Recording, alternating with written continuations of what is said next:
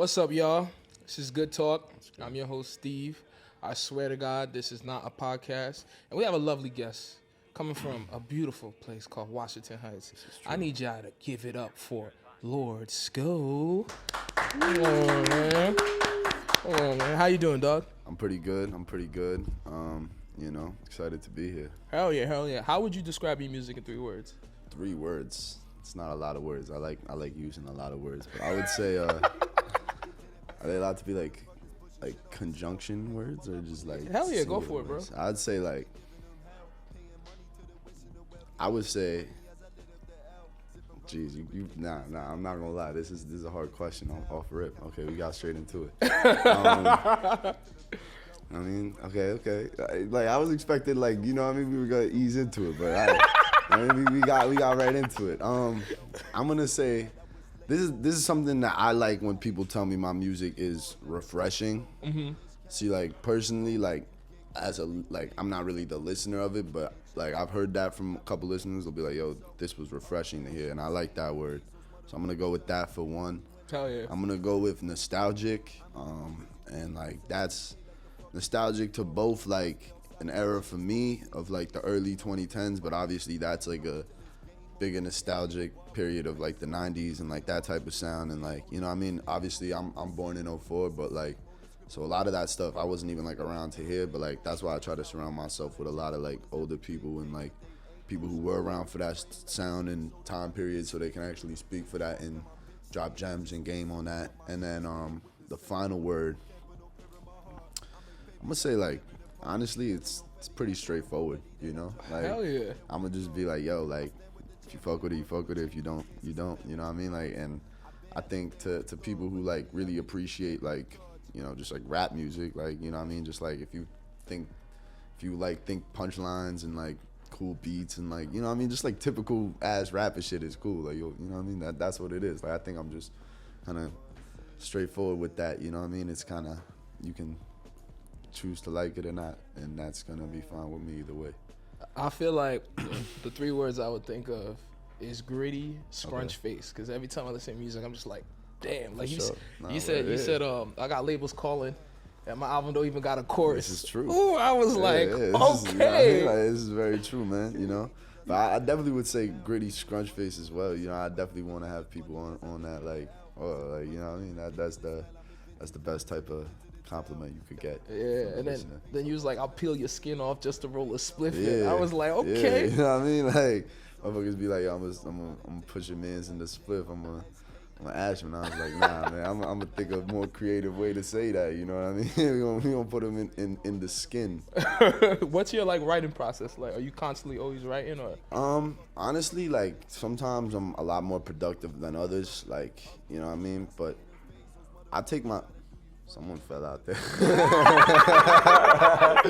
Yo, we gonna pray that motherfucker out, though. That shit sounded crazy. Yeah, it's not our lawsuit, so it's cool. But I'd say I take my time with it. I don't try to rush myself.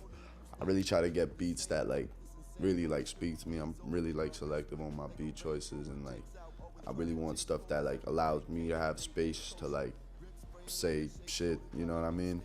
But yeah, I'm definitely for example, I was with Jeremy last night. I was with Jeremy, and he knocked out a verse in literally 10 minutes, and I was this is crazy. You know what I mean? That's my dog, but I'm always I'm not gonna do that. I'd rather take my time, and he also understands that different processes and stuff like that are all gonna lead to you know what I mean, the process and the results that person wants. So. I think it's cool kind of being in the studio with other rappers and seeing how they work, you know what I mean? Because that always inspires me to maybe try other things, but at the same time, I heard Ghostface used to write 4 bars, go get a sandwich, and then write another 4 bars. And that at the same time makes me feel all right, I'm cool then, you know what I mean? If fucking Ghost was doing that shit, then we all right, but yeah. That's crazy. Now, when I listen to Museum, yeah, your lovely album, thank you. I feel Remember, what's that shit in Queens? It was like a whole spot of graffiti. Yes. I feel like the, street the art. Was it 5 points? 3 points or 3 points, something like that. 4 points. It was a number of points. I know what you're talking about. I feel like your like album embodies that like aesthetic, like street art. Is that why you called it museum? Like to be like kind of, you know what I mean? But also like at the same time, not really, because like what I was really trying to say with that album is like you can really like it's definitely inspired by street art, and like some of my closest friends are like graffiti writers and stuff like that. Like I'm really into that subculture as well, because that's like the fifth pillar of hip hop.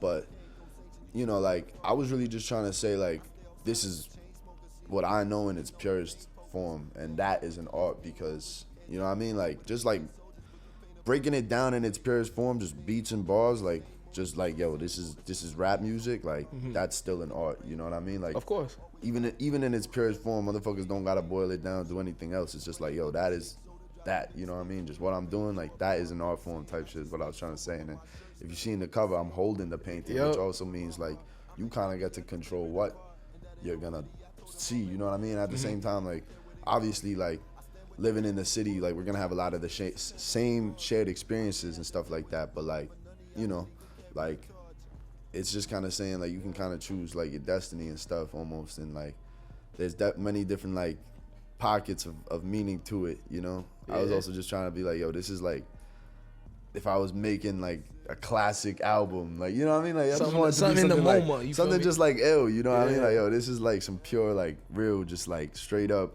like pure like art rap shit, like, you know what I mean, like fire, like just like that. Nah, you did it though. You did. Nah, I did. I appreciate that. Nah, I think I did it real well. Shout out to LordSko, who did the painting on that cover too. He's an ill artist, really dope artist.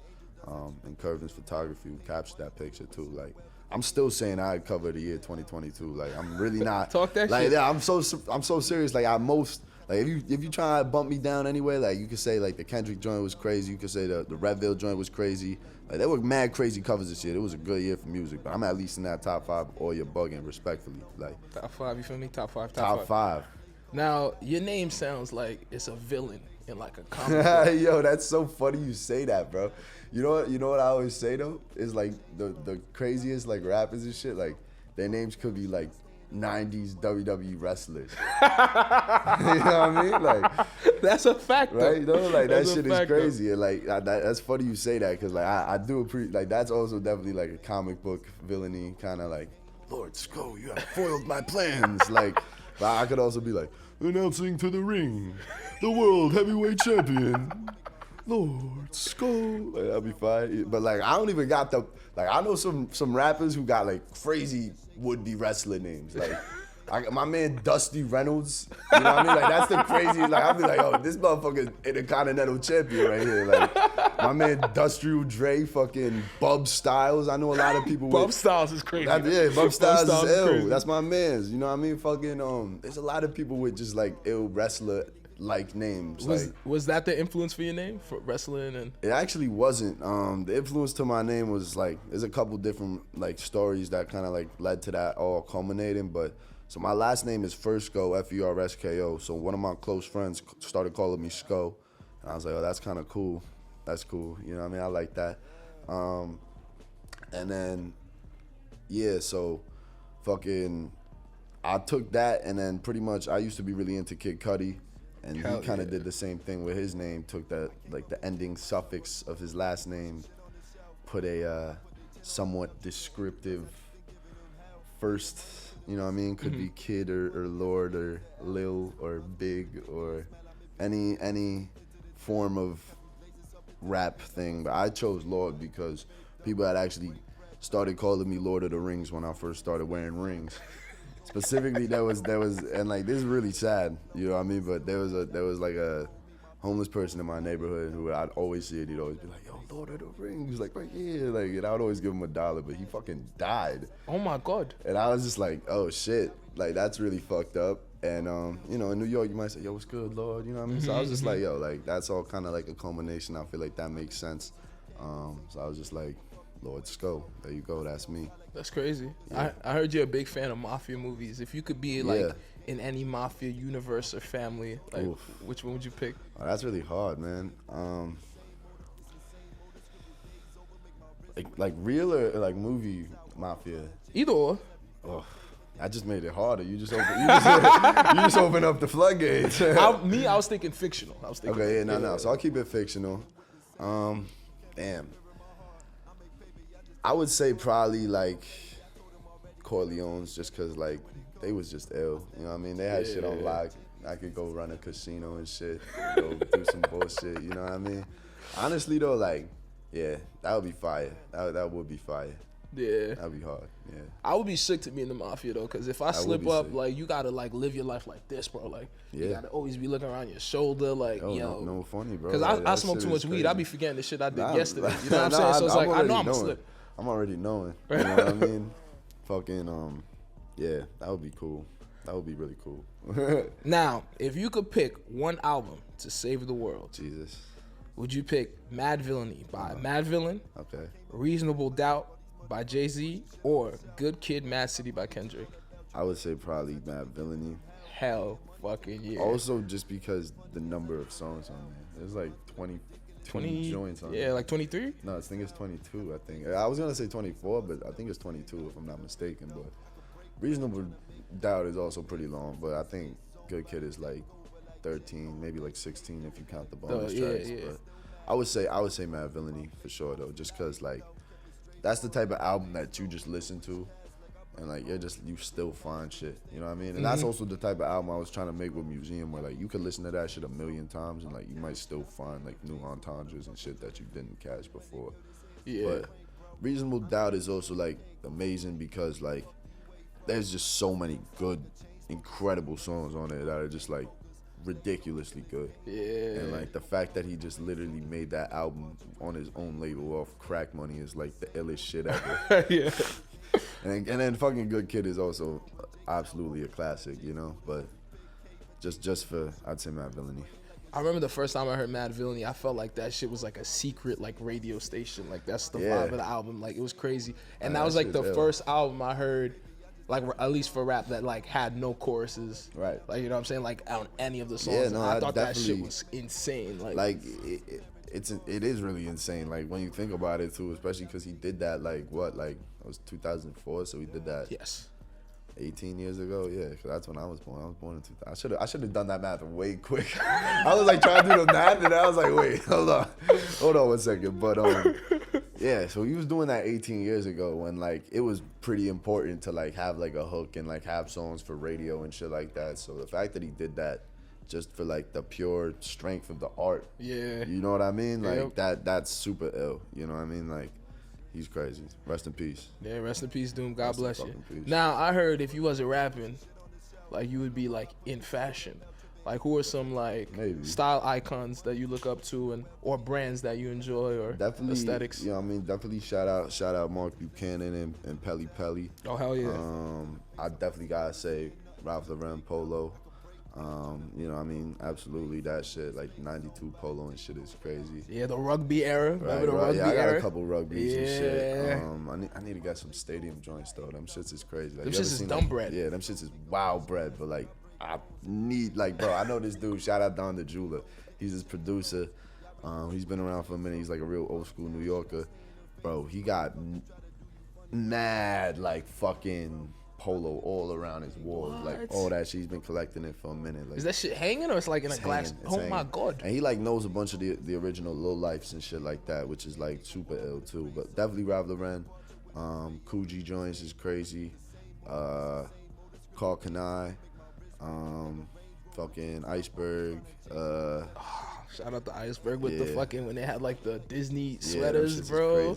My homie got one with Goofy. That shit is hard. Right, them shits are insane, dog. Them shits are crazy. Fucking there's a lot of joints. I would say Fat Farms, but we're not gonna talk about Russell Simmons. You dropped Museum. Are you working on the next project? What's in the works? Oh yeah, there's a lot in the works, man. There's a lot in the works. I'll just say, like, I'm planning to drop a project in February and April and probably at least 2 in the summer. So that will be a good year for sure. Hell you know what I mean? I've been working very, very tirelessly and relentlessly. You know what I mean? But it's gonna be dope, man. I got a lot of like really cool shit going on.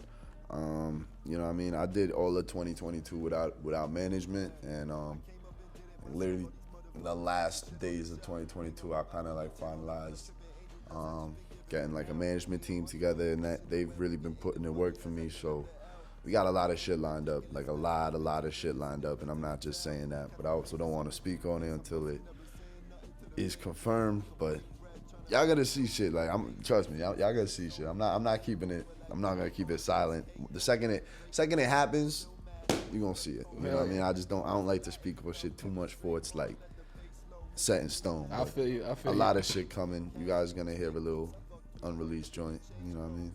Fire. Might be out by the time this comes out. But and if you enjoy bars, you enjoy that grittiness, you like New York, definitely peep museums. Now, what do you want to leave the viewers and listeners with? Leave them with a gem. Leave them with a gem. Yo, I mean, a gem. I'm trying to pull a real gem. I'm gonna say, yeah, I am thinking. You know what I mean? We're gonna get philosophical and stuff.